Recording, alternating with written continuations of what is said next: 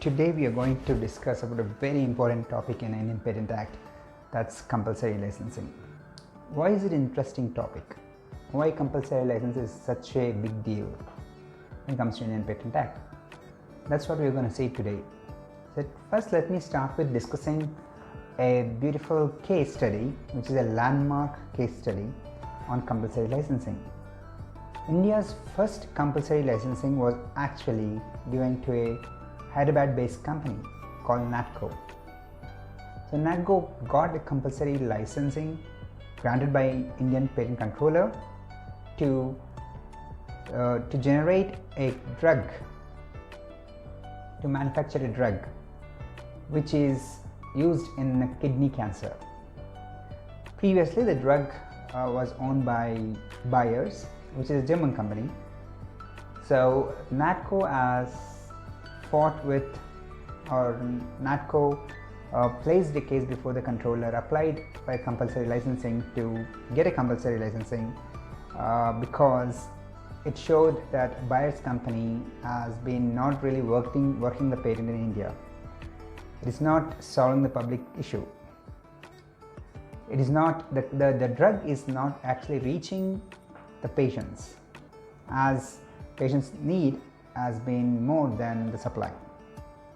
Only 2% of 8,800 patients have been receiving the drug, and that too it's very, very costly.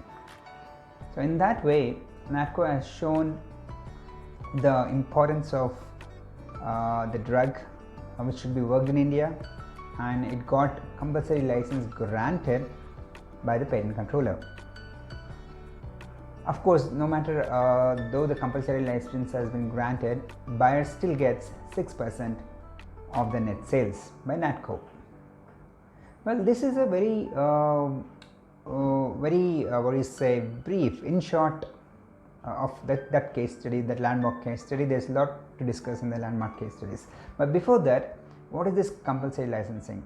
Why did NATCO get compulsory licensing granted? Why did even it has to apply? What comes out of this compulsory licensing? So this is what we are going to see in today's topic. So without any further ado, let's dive into compulsory licensing and see what we can learn and what is the importance of compulsory licensing. First, let me explain to you what is compulsory licensing when it comes to IPR, intellectual property rights. So the compulsory licensing can be described in a very layman terms as, say for example, there is a patent which has been granted to a patentee, but the patentee is been using that invention to produce something which is really a really important thing, but people are not being served with that invention. So the license or the product or the patent is been not worked to the requirements of the people of the country. So there are few ways, there are few rules under which compulsory license has been granted.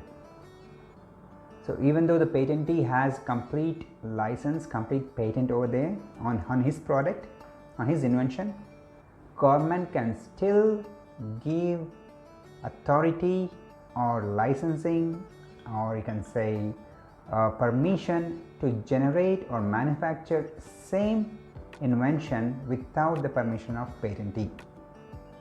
Now that's compulsory licensing. That's the power of compulsory licensing. But it's not that easy to be getting granted. It has to be going through a few rules which you have to show to the patent controller to get granted the compulsory licensing. So the cases, the landmark cases which we deal with the compulsory licensing is mainly with NATCO and Bayer's, or NATCO versus Bayer's. It's one of the best landmark cases which we have dealt with so far. Before getting into the landmark cases, before getting into all that, let's see how this compulsory license has come into picture. What is the history behind it? How did it all form? So sit back and relax, and I'll take you through a good journey of compulsory license history. India's patenting journey began around 1856. So it's called patent legislation under the Lord Macaulay during that time. It's called Lord Macaulay Law Commission. So under that law commission, the patent has been granted only for 14 years. Unlike the present day, it is granted for 20 years. But during those days, it has been granted only for 14 years. So this act is again been replaced by Indian Patent and Design Act 1911.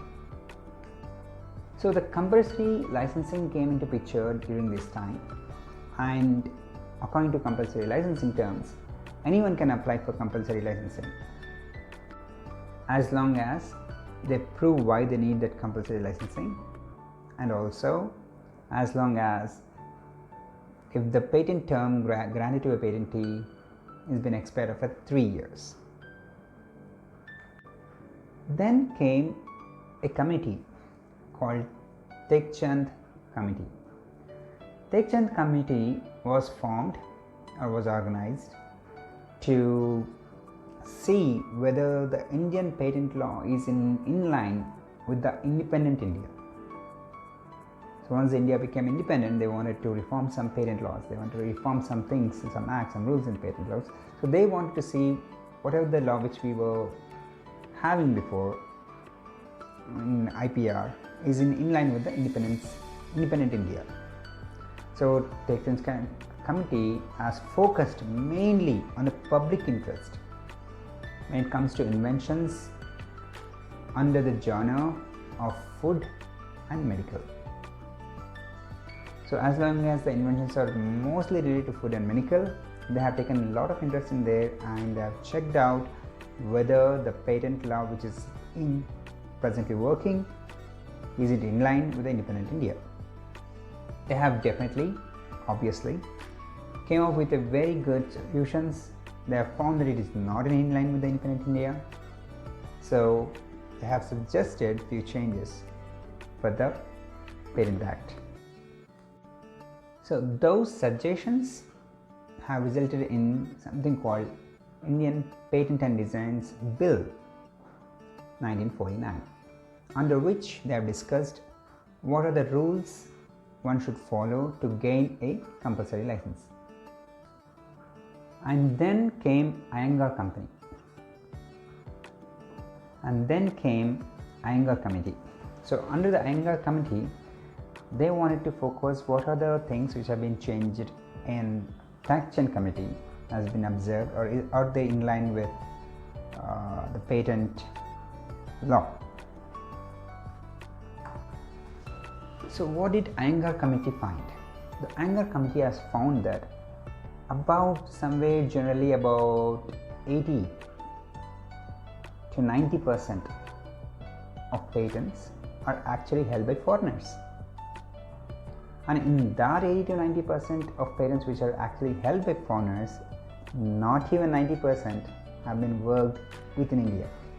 When I say patent worked within India, that means whether the patents have been manufactured, have been delivered, have been working for Indian people or Indian public, and means patent worked in India. So they found that this is the situation where 80 to 90% of patents are not even held by Indians, and they're held by foreigners, and out of that 90% are not even been worked in India. And why is this happening? And what are these patents? And these patents are mainly again related to pharma company, chemical company, and food. So the companies have been trying to monopolize the market using these patents. So Iyengar Committee found that, and they have reported that, and the changes have begun to eradicate that practice. So this resulted in the next one, which is Indian Patent Law or Indian Patent Act 1970. This Indian Patent Act 1970, to see whether it is in line with TRIPS, to comply with TRIPS, it has been amended thrice. Once in 1999, Next comes in 2002, and after that 2005. So in this Act of 2005, this Indian Patent Act of 2005, compulsory license has been very clearly defined under the chapter 16, and also they have introduced broadly into two categories. It has been divided. One, abuse of patents in the section 84, and public interest in the section 92.